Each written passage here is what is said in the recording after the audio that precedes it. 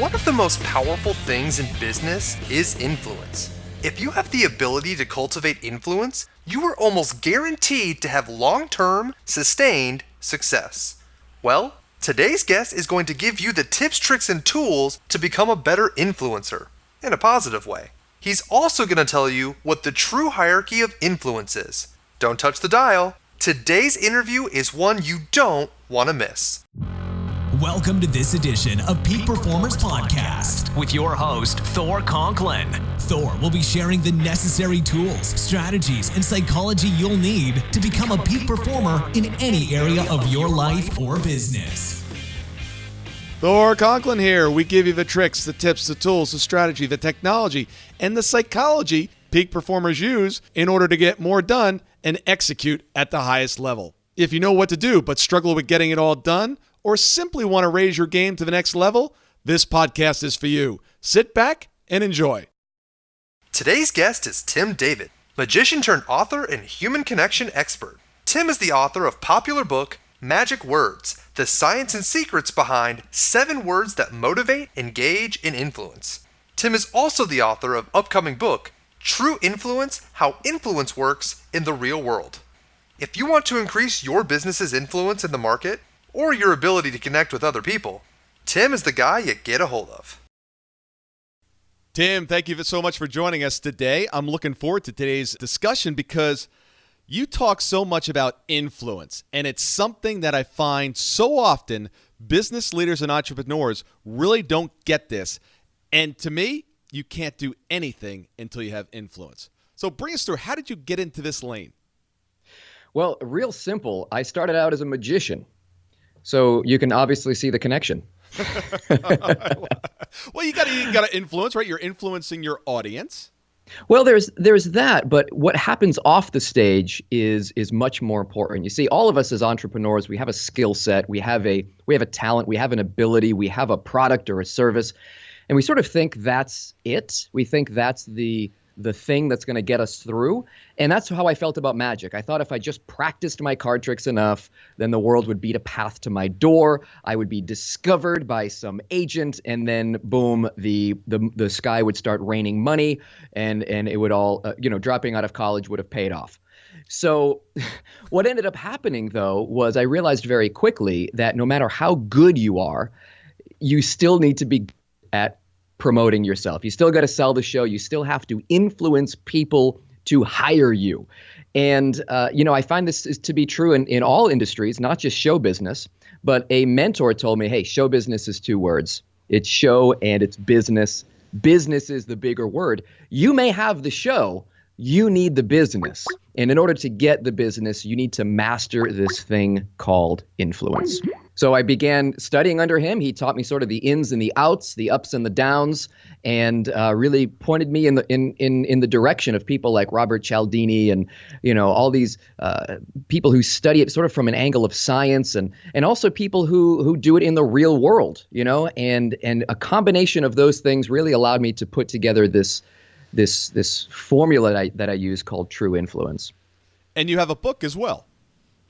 Yeah, really excited about this book. In fact, any book or any resource that I mention, including Cialdini and other names that I throw out throughout this interview, I want to make sure I put them all in one place. So I'll have a page set up just for you guys at moreinfluential.com/peak. That's PEAK.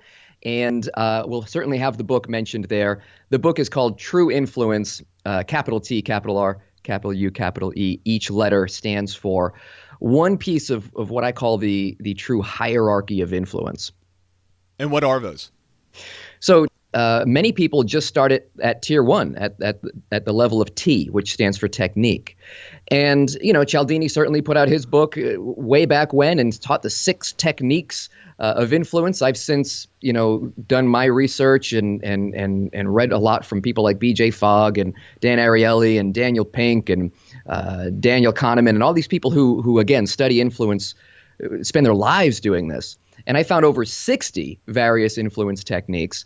But basically, techniques are great. You can use techniques to move people in the moment.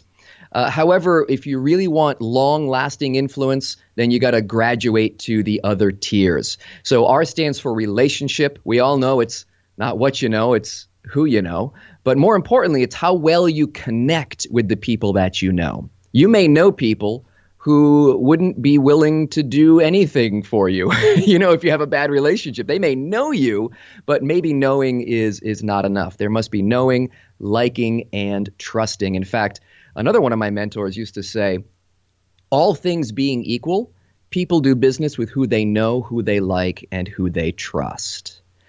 All things not being equal, people still do business with who they know, who they like, and who they trust. So it's that important. In fact, relationship trumps technique. It's sort of the next tier. If you have bad technique but amazing relationship, you're going to be influential. It's the mother who buys the cookies from her son because her son is selling them for the sports team, not because they're the best cookies or the cheapest, but because of that relationship. She can go to Walmart and get better cookies cheaper, but again, the relationship trumps the technique.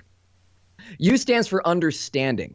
And understanding comes on a few different levels, but you can certainly drive a car if you don't know how a carburetor works. So you can use techniques just by sort of learning about them and putting them into practice. And you can develop relationships and hit it off with people without really knowing what it was that you did that made that happen.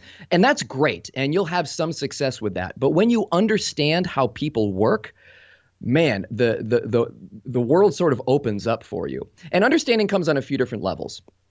The first kind of understanding is understanding on a broad level, understanding how people think, how decisions are made, and therefore, when you know sort of how the brain works when making decisions, you can put yourself in a position to create favorable outcomes for yourself and for them. So understanding how people think and how decisions are made, very, very important. A lot of people that I've studied in the world of psychology and behavioral sciences certainly lent to my understanding, and I'm really passionate about sharing that with people through my blog and through my books and podcasts just like this. But there's a deeper level of understanding. You can understand people certainly as a whole, sort of what I call the human level.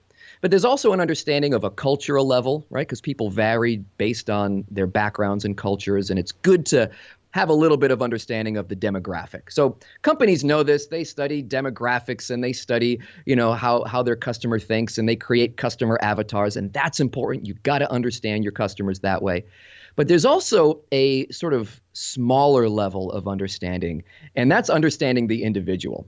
Now, Thor, I don't know if you have people that you maybe work with or people that you come in contact with that you just don't understand them.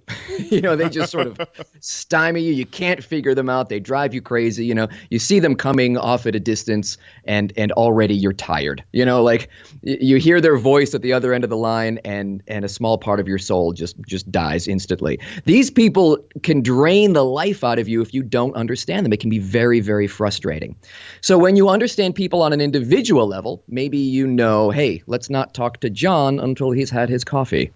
Then you can certainly be more influential. And that comes into play if you're a leader, if you are a manager, and you have these individuals that you're working with. Yes, it's good to understand, hey, these are the types of employees that work for us, but you got to get to know your people. I say this, be a gardener and not a farmer.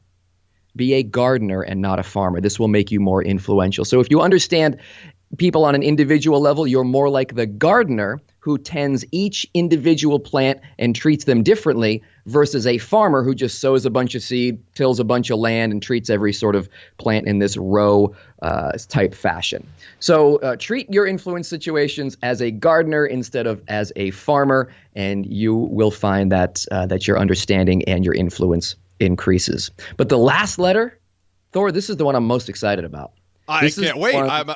It's gotten better all the way along the way. All right. E stands for? Yeah, E stands for ethics. And this is, I don't want to turn this into a discussion on morality in any way, shape, or form. But what I found is that nice guys don't have to finish last. What I found is that there is this mentality in the business world of kill or be killed. It's a jungle out there. Look out for number one. Pay attention to the bottom line first. The bottom line is the bottom line, et cetera, et cetera.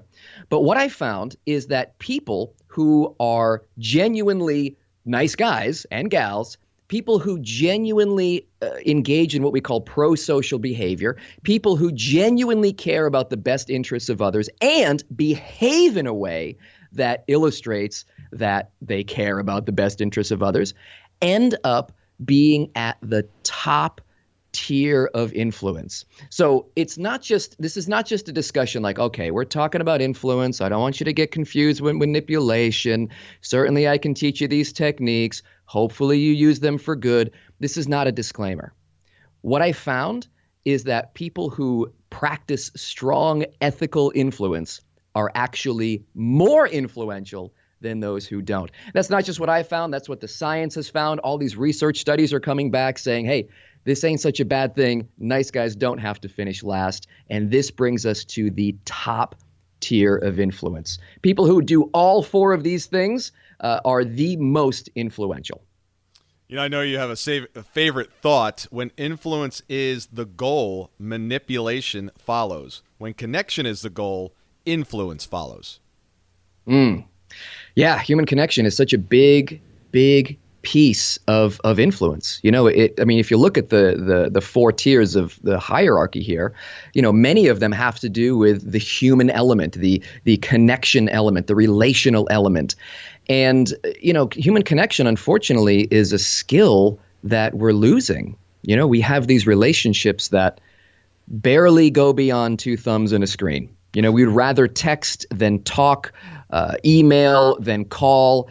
And, we're losing these basic connection elements. And when we don't practice them, we lose them. So what we're finding is people are, empathy, for example, is going down. Narcissism is going up. And, human connection seems to be a dying art. So I think those who can practice it, those who can up their game for human connection will certainly have an advantage. Yeah, it's so interesting. I'll be somewhere, and I think someone just walked out of an NLP seminar, and they'll walk up and they'll start trying the techniques, and it's just so awkward, and it has the opposite effect. It really has a manipulation effect. But if you understand the science and what drives humans, you can use that to influence, and I think that's awesome. When you were talking about the relationship piece, I was thinking as well that, it's the relationships that you have with the individuals, but then it's the individual relationships that you have with those relationships. And they can ebb and flow, and when those relationships, the level and the intensity of those relationships that you have, if you're falling out of rapport with someone, that starts to affect it. And you immediately figure out a way to get back into rapport. Is there any techniques, and I hate to use the word techniques because I think that kind of has at least for me, it has a negative connotation. There's some skills that you have that help people stay in rapport. Yeah, for sure. I mean, when you really think about it, when you really break it down, everything you do, and everything you don't do, when you really think about it, either is a deposit or a withdrawal. Yes. It either builds connection or it breaks connection down. There really is no sort of just maintaining level. Right. Everything you do and everything you don't do affects the relationships that you have around you. This includes relationships with coworkers, bosses, employees. This includes relationships with your clients, with your customers, with the marketplace. So how can you build rapport? I mean, a big part of building rapport is your own intention. So that quote you mentioned earlier, when influence is the goal, manipulation follows. If you're trying to get somebody to do something, if that's your end goal, and that thing that you want them to do benefits only you, then they're going to smell it. Right? I mean, you mentioned it, Thor. You said, somebody walks up like they just came out of an NLP seminar and it just feels slimy, right? Yeah. We have these wonderful, this wonderful ability to read people's nonverbal communication and understand what they're thinking, maybe even without them saying it. So we sort of pick up that vibe, right? You pick up the vibe that this person is trying to sell me something. And then immediately we shut down and it's a withdrawal from connection. So I think the first step is to genuinely look at the tier of E, ethics, and try to understand, what does this person need? And one of the things that I like to help people understand, because, when I tell people this, I say, hey, look, help people do what they want to do. It's not about what you want. It's about what they want. Zig Ziglar said, if you help enough people get what they want, then you will get what you want, right? Help enough other people get what they want, you get what you want. It's just sort of a natural consequence. So if that is your goal, man, oh my gosh, again, the world opens up to you. So, gosh, what I like to do here and what I like to look at here is what is their true wants, needs, and desires. Yes. You see, sometimes I know that my product is the best solution for them, but they don't know it yet. And they think that, this price is such a big obstacle and I'm afraid of investing this amount of money because they don't know the outcome, right? I've seen it a zillion times. I've taken a bunch of clients through the process. I know that this is going to solve their problem. I know that this is the best option. And if I don't influence them to do business with me, they are going to have to settle for second best, right? I know that either the competitors or maybe they'll do nothing and continue to suffer and be stuck in this situation. So coming from that place opens up my confidence to be able to say, look, I'm trying to help you overcome this short-term fear so that you can enjoy the long-term benefits. I am advocating for your future self, right? I am standing up and supporting your future self because right now your present self is stuck in the fear and stuck in the moment. I like what you said, that you have to find out what their wants, needs, and desires are. So often I find people lumping those three things into one thing. They are three separate and distinct items. What someone wants and what they need sometimes are very, very different. And then they disguise it in asking you, I want this. But that's really not what they want. They want the emotion that they're going to get from that. And it's always important to dig deeper to really find out what that true need is, that true desire. Tell me, how do you drill down into that with a specific client? Well, that's a great question. And the answer is by asking questions. One of the most powerful techniques that I've learned for influence is this. Questions are always more powerful than statements. The person who is asking the questions is the person who is running the show. So if a client calls you up and says, hey, how much do you charge? And you start answering questions and they say, hey, how fast can you get it? And you start answering their question. They say, hey, how many colors do you have this in? And you start answering their questions. They're dictating the flow of the conversation. They are in charge. However, if you were to say, I'm happy to answer these questions for you. What is important about X, Y, or Z to you? And then they'll say, well, it's important because we're on a budget. Okay, so if you can't get X, Y, or Z, what does that mean to you personally? And what I found is that 3 seems to be the sweet spot, 3 questions. So I'll ask the question, what do you want? They'll say X, Y, or Z. That's what we call maybe the feature, right? They want this feature. They want this price. They want this attribute. They want whatever. They want a feature. That's what they'll tell you. Many conversations, that's easy to get to. Then you say, well, what's important to you about that feature? So that second question will give you the benefit, right? And that benefit is really important. And anybody who teaches sales and marketing knows the difference between features and benefits. And they teach you all the time, you got to focus on the benefits. But what I found is that there's a deeper level that I call emotional benefits. And that third question is where you really get the gold. So I'll say something like, well, if you had that, what would that mean for you? Or if you had that, what would that mean for you personally? Or if you don't get that, what happens next? And this is when they kind of go, oh, man, I'll tell you. And then they open up. And then they tell you what their real story is. And then they tell you what really is keeping them up at night. And then they tell you what really is frustrating them, or what the boss really said, and how they're stuck between a rock and a hard place with what they said and what they want, and all these, you get all the dirt, basically. So asking the question, basically it's the same question 3 times. What do you want? What is important about that? And if you had that, what would that do for you? That gets you down to that level of emotional benefits.